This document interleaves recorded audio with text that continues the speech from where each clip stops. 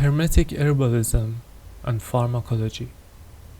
The herbs of the fields were sacred to the early pagans, who believed that the gods had made plants for the cure of human ills. When properly prepared and applied, each root and shrub could be used for the alleviation of suffering, or for the development of spiritual, mental, moral, or physical powers. In the mistletoe and its philosophy, P. Davidson pays the following beautiful tributes to the plants. Books have been written on the language of flowers and herbs. The poet from the earliest ages has held the sweetest and most loving converse with them. Kings are even glad to obtain their essence at second hand to perfume themselves. But to the true physician, nature's high priest, they speak in a far higher and more exalted strain. There is not a plant or mineral which has disclosed the last of its properties to the scientists. How can they feel confident that for every one of the discovered properties there may not be many powers concealed in the inner nature of the plant? Well have flowers been called the stars of earth, and why should they not be beautiful?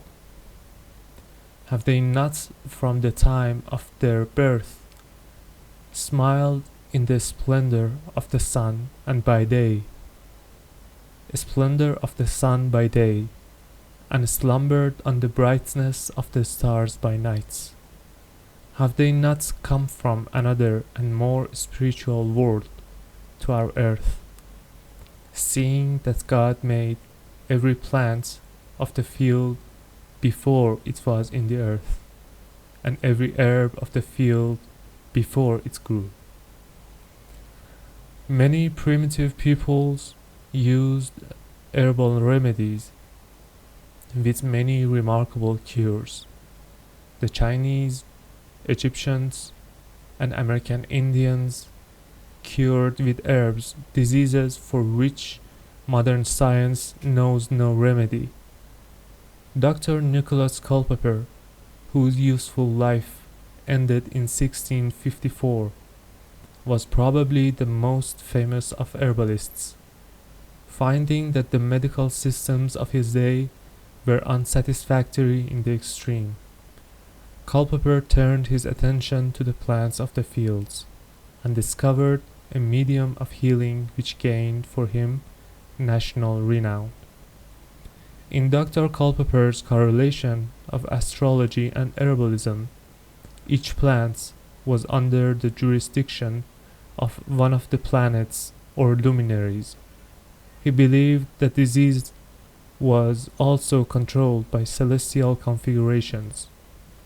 He summed up his system of treatment as follows: you may oppose diseases by herbs of the planets opposite to the planet that causes them, as diseases of Jupiter by herbs of Mercury, and the contrary, diseases of the luminaries by the herbs of Saturn, and the contrary, diseases of Mars by herbs of Venus, and the contrary.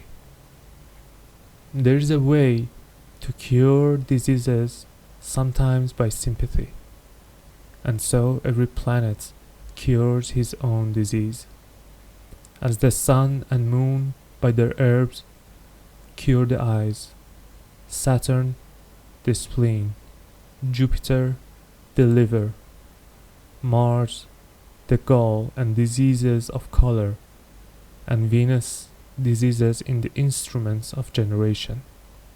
The complete herbal.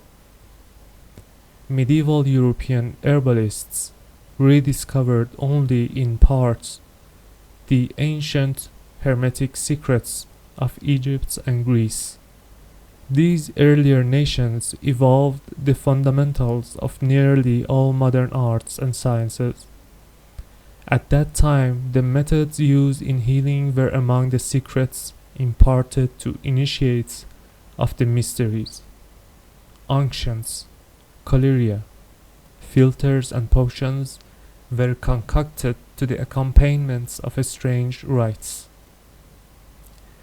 The effectiveness of these medicines in a matter of historical record. Incenses and perfumes were also much used. Barrett, in his Magnus, describes the theory on which they worked as follows.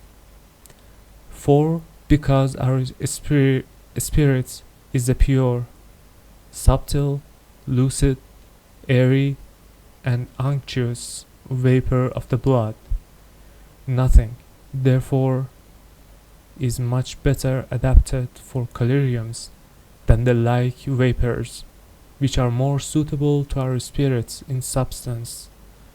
For then, by reason of their likeness, they do more stir up, attract, and transform the spirit